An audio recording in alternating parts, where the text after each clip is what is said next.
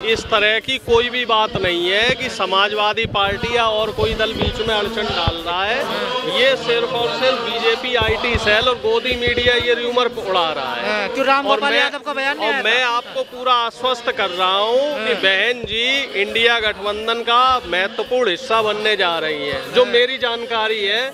क्योंकि बहन जी जब तक इंडिया गठबंधन में नहीं आएंगी तब तक हम कैसे पूरी तरीके से दलित शोषित वंचित समाज की बात करेंगे। और निश्चित तौर पे जो हिंदी बेल्ट है, हिंदी बेल्ट ही नहीं पूरे भारत में इस समय अगर कोई दलित या बहुजनों का चेहरा है तो निश्चित तौर पे वो बहन जी है। और इस बात को हम नहीं सभी लोग मानते हैं और हमारी बराबर बात भी चल रही है। राहुल जी, प्रियंका जी, खड़गे साहब ने बात की है और बात जो है लगभग फाइनल स्टेज पे है। और जो सीटों को लेके जो कुछ मामला है तो वो भी जल्दी दूर हो जाएगा। क्योंकि इस समय एक सबसे बड़ी समस्या ये है कि हमारा जो दलित शोषित वंचित समाज है ये वाकई इसके साथ बहुत अत्याचार हो रहा है। और बीजेपी जहाँ जहाँ भी सत्ता में है वो बड़ी चोरी के साथ हमारा आरक्षण खत्म कर रही है, बड़ी चोरी के साथ। हमें मंदिर में उलझा के, राम मंदिर में उलझा के पीछे से जो है चोरी से हमारी सीटें खा रही है। अब देखो पुलिस की भर्तियां आई, पुलिस की भर्ती में पहले तो वो फॉर्म कर दिया 450 रुपए का और अब ये कह रहे हैं कि जो जाति प्रमाण पत्र है वो आपको दोबारा बनवाना पड़ेगा। और वो जाति प्रमाण पत्र, मेरी बात पूरी हो जाने दीजिए, जाति प्रमाण पत्र कौन बनवाएगा? दलित बनवाएगा, आदिवासी बनवाएगा और पिछड़े समाज का व्यक्ति बनवाएगा। और उससे उस जाति प्रमाण पत्र के नाम पे 2-2 हज़ार रुपए तक अधिकारी वसूल रहे हैं। तो इस तरह की जो जातियां चल रही हैं तो इसके लिए दलित शोषित वंचित समाज के, पिछड़े समाज के जितने भी नेता हैं उनको अपनी व्यक्तिगत महत्वाकांक्षा पीछे छोड़ के एकजुट होके एनडीए के खिलाफ मोर्चा खुला करना पड़ेगा। ये स्वैच्छिक है और इस समय सबसे बड़ी जो मुद्दा है, सबसे बड़ा और सबसे बड़ा जो इस समय प्रश्न है वो ये है कि अगर आपको लोकतंत्र को बचाना है तो आपके पास रणनीति क्या है? भाई उन्होंने तो अपना एजेंडा सेट कर दिया, वो तो 370 और राम मंदिर के नाम पे आपसे वोट मांगेंगे।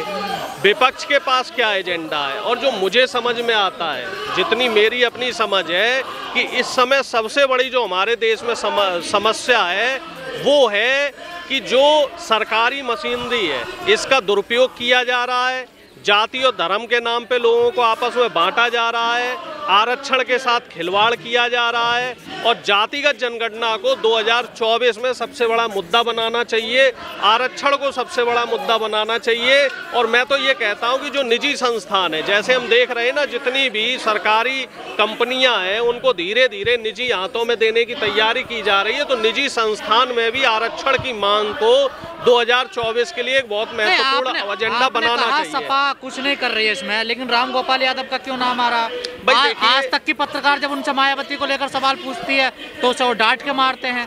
बड़े असभ्य तरीके से बात करते हैं। ऐसा है जी कि जो प्रोफेसर साहब ने जो बयान दिया है, अब मैं उस पर कोई टिप्पणी नहीं करना चाहता हूँ, लेकिन हमारी जो इंडिया गठबंधन की कोऑर्डिनेशन कमेटी है उस कोऑर्डिनेशन कमेटी की तरफ से लगभग ये तय हो चुका है कि जितने भी दल जो दलित शोषित वंचित और बहुजनों के लिए आवाज उठा रहे हैं उनके लिए काम करते हैं और जो मनवादी विचारधारा के विरोधी है वो सभी दल इंडिया गठबंधन के अंतर्गत आए। 28 जो बड़े छोटे दल हैं वो हमारा हिस्सा बन चुके हैं। और हमारी ये जो मुहिम है कि बहन जी को इंडिया गठबंधन में लाया जाए, इसके साथ ही और भी जो 2-4 दल रह गए हैं तो उनको भी इंडिया गठबंधन का हिस्सा बनाया जाए। क्योंकि अगर हम एकजुट नहीं होंगे तो बीजेपी अपने मंसूबे में कामयाब हो जाएगी। बुद्धिजीवी बीजेपी का जो चाल है वो ये है कि आप फूट डालो और राज करो, तो हमें उनकी चाल में नहीं फंसना है। बुद्धिजीवी आप जैसे पढ़े लिखे प्रोफेसर पत्रकार ये कह रहे हैं जो बीजेपी हिंदू मुस्लिम के नाम पर वोट मांगेगी उसकी कार्ड सिर्फ सामाजिक न्याय है और जिसकी सबसे बड़ी नेता मायावती है। देखो साहब, इसमें कोई गुरेज नहीं है, कोई दो राय नहीं है कि धर्म की काट हमेशा सामाजिक न्याय रहा है। 90 के दशक में जब मान्यवर कांशीराम जी ने साइकिल यात्रा शुरू करी थी, नेताजी मुलायम सिंह जी ने जब पिछड़ों और दलितों की राजनीति शुरू करी थी, और इसके अलावा जो तमाम हमारे बहुजन नायक रहे थे जिन लोगों ने इस मुहिम को चलाया था, और बिहार में आपको याद होगी राम रथ को बिहार में किसने रोका था? लालू प्रसाद यादव जी ने रोका था। और जो राम लहर उस समय चल रही थी उसको यूपी बिहार में ही रोका गया था। और वो रोकने का जो सबसे बड़ा हथियार था वो था सामाजिक न्याय, दलित और पिछड़े समाज की, अल्पसंख्यक समाज की बात उठाना।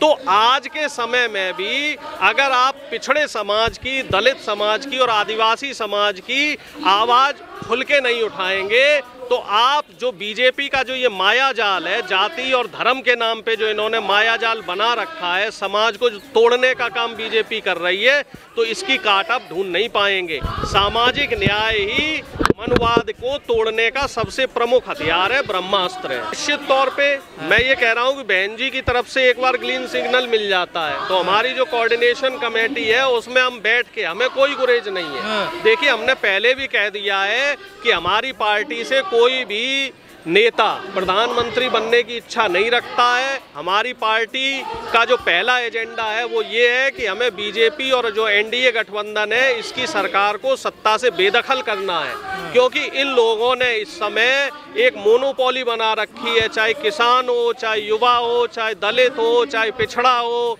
चाहे आपका पहलवान हो, अब तो देखो ट्रक ड्राइवर, सबको इन्होंने परेशान कर रखा है। हर देश का वर्ग, देश का जो सब जितने छोटे बड़े जो जातियां हैं वो सभी इनसे परेशान हैं।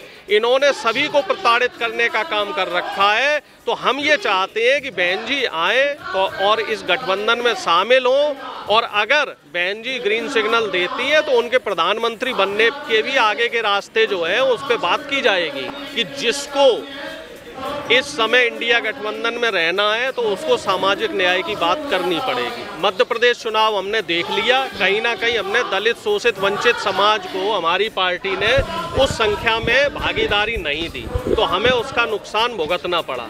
तो अगर हम सिर्फ कहेंगे और करेंगे नहीं, कथनी और करनी में फ़र्क नहीं रखना है। जो हमारा उदयपुर में संकल्प शिविर हुआ था तो उसमें ये तय किया गया था कि जनसंख्या के अनुपात में हिस्सेदारी दी जाएगी, और राहुल गांधी जी का भी यही नारा है कि जिसकी जितनी संख्या है उसको उतनी हिस्सेदारी देनी पड़ेगी। और अगर हम उस हिसाब से हिस्सेदारी नहीं देंगे तो निश्चित तौर में नुकसान होगा, क्योंकि ये जनता जनार्दन है, ये किसी के कहे में आने वाली नहीं है। जनता जनार्दन जो है वो प्रत्यक्ष देखती है, बातों में अब नहीं आती। तो क्या राहुल गांधी का दबदबा नहीं रहा कांग्रेस पार्टी में? नहीं, ऐसा नहीं है। अब राहुल गांधी जी की न्याय यात्रा शुरू हो रही है और राहुल गांधी जी का पूरा दबदबा है। और आप देखिए, मध्य प्रदेश की मैं बात कर रहा हूँ, चूंकि मैं मध्य प्रदेश देख रहा था। अब वहाँ पे एक पिछड़ा प्रदेश अध्यक्ष है, जीतू पटवारी जी को प्रदेश अध्यक्ष बनाया है, और एक आदिवासी समाज का व्यक्ति उमंग संगार जी को नेता प्रतिपक्ष बनाया है। और बिहार में, यूपी में नहीं, अभी हम बिहार यूपी में क्या कांग्रेस, अभी हम मध्य प्रदेश की बात कर रहे हैं। मैं मध्य प्रदेश देख रहा हूं तो मैं मध्य प्रदेश की बात बता रहा हूं आपको। छत्तीसगढ़ में भी देख लो, वहां भी अभी जो प्रदेश अध्यक्ष है वो आदिवासी समाज से है। और मैं आपको बता रहा हूं कि अगर हम सोशल जस्टिस पे काम करेंगे, सामाजिक न्याय पे काम करेंगे, तभी हमें सफलता मिल सकती है। और छत्तीसगढ़ में तो पिछड़ी जाति के हमने प्रभारी भी बनाए हुए हैं।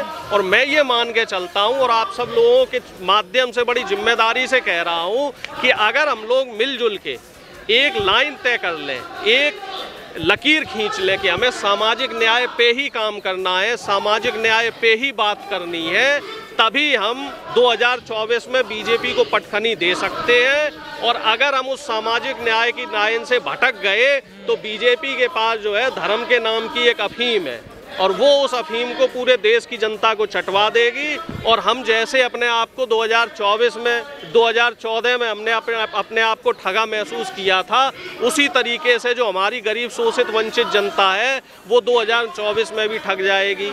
अडानी अब देख लो, चोरी से एशिया का नंबर 1 का रईस हो गया। कल के आंकड़े देखो आप, एशिया में टॉप पे आ गए अडानी जी। छत्तीसगढ़ में जैसे ही सरकार गिरी कांग्रेस पार्टी की, हसदेव का पूरा जंगल फिर से उसकी कटाई शुरू हो गई। वो पूरा छत्तीसगढ़ का जो ट्राइबल एरिया है वो पूरा का पूरा अडानी जी को देने की तैयारी हो रही है।